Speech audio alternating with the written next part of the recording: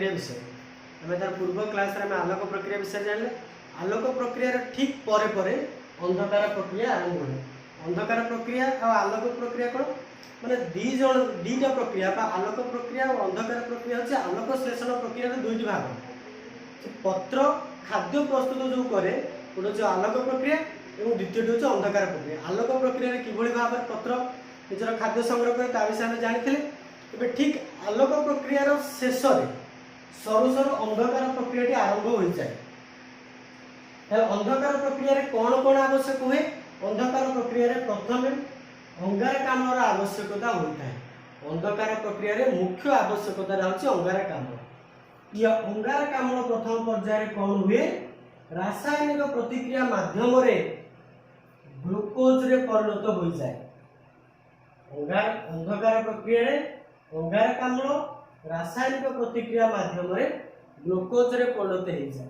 यही प्रक्रियाटी को अंधकार प्रक्रियाटी को प्रथम वैज्ञानिक मेल्विन केल्विन बाहर करते।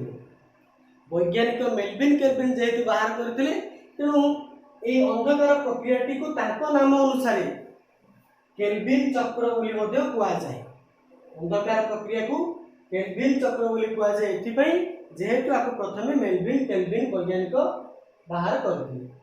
यही प्रक्रियाटी को कहीं कहीं एंजाइम प्रक्रिया कहते। एंजाइम द्वारा जेहेतु यह संपादित होउछि जेहेतु ये प्रक्रिया एंजाइम द्वारा संपादित होउछि तेणु यहाँ एंजाइम प्रक्रिया कहुए। तेरे अंधकार प्रक्रिया जो एंजाइम द्वारा संपादित है से एंजाइम टा किए से एंजाइम टा होछि रुबिस्को एंजाइम। रुबिस्को नामक एंजाइम प्रक्रिया रे बा रुबिस्को नामक एंजाइम ये अंधकार प्रक्रिया को संपादित करे। तेणु आपको रुबिस्को एंजाइम जेहेतु है तब एंजाइम प्रक्रिया कहते। ये एंजाइम द्वारा कौन हुए?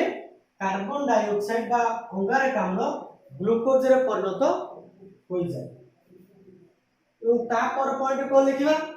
एथिपाई आवश्यक शक्ति बा अंधकार प्रक्रिया पाई जे जो सब शक्ति आवश्यकता होची से समस्त शक्ति आलोक प्रक्रिया रे शक्ति संचित मिलित रही। आलोक प्रक्रिया रे जेते बेले शक्ति आलोक प्रक्रिया रे जेते बेले शक्ति संग्रह कराबो से आलोक प्रक्रिया रे शक्ति संचित होइथिबो जहा कि अंधकार प्रक्रिया रे नियोजित हो। एथिपाई आवश्यक शक्ति आलोक प्रक्रिया रे संचित शक्ति मिलता है।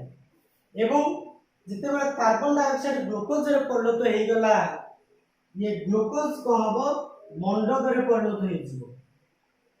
ग्लूकोज मंडद रे परिणत हो जिवो एवं मंडद परे परे स्पंजी पैरेन्काइमा टिश्यू रे परिणत हो जिवो। प्रथमे कार्बन डाइऑक्साइड ग्लूकोज रे परिणत हैला। ग्लूकोज रे परिणत हबा पई आपको रुबिस्को एंजाइम सहायता नेला। रुबिस्को एंजाइम सहायता कार्बन डाइऑक्साइड ग्लूकोज रे परिणत हैला। ग्लूकोज परवर्ती अवस्था रे मंडद रे परिणत हबो एवं मंडद परवर्ती अवस्था रे स्पंजी पैरेन्काइमा टिश्यू रे परिणत हबो। ये जो मंडद पाइले हमें ग्लूकोज एकत्रित हेकि जे मंडद पाइले ये मंडद परवर्ती अवस्था रे शर्करा रे परिणत हो जिवो। ये शर्करा बा खाद्य शर्करा को खाद्य कहबो। उद्भिद जो शर्करा प्रस्तुत करे सेटा तार खाद्य।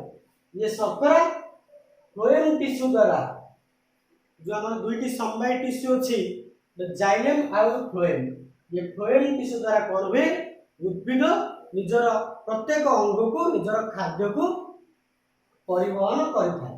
ताले ये ठीक नहीं अंधकार प्रक्रिया। ताले अंधकार प्रक्रिया कोठू आलोक प्रक्रिया पर अंधकार प्रक्रिया स्टार्ट हुए।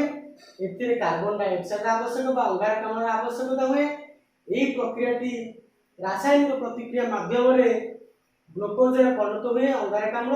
याकू प्रथम वैज्ञानिक मेल्विन केल्विन जेतु आविष्कार करदेले तेरे अंधकार प्रक्रिया को आमे केल्विन चक्र बोली मध्ये कहबा। आउ कोन ए अंधकार प्रक्रियाटा एंजाइम मानक सहायता जेतु संपादित हुए कहीं याको एंजाइम प्रक्रिया मध्ये कहते। एठी कोन हुए कार्बन डाइऑक्साइड ग्लूकोज रे परिणत हुए एवं एठी जो परिणत हबा पई जो शक्ति आवश्यक हुए से सब शक्ति आलोक प्रक्रिया रे संचित होई थाए।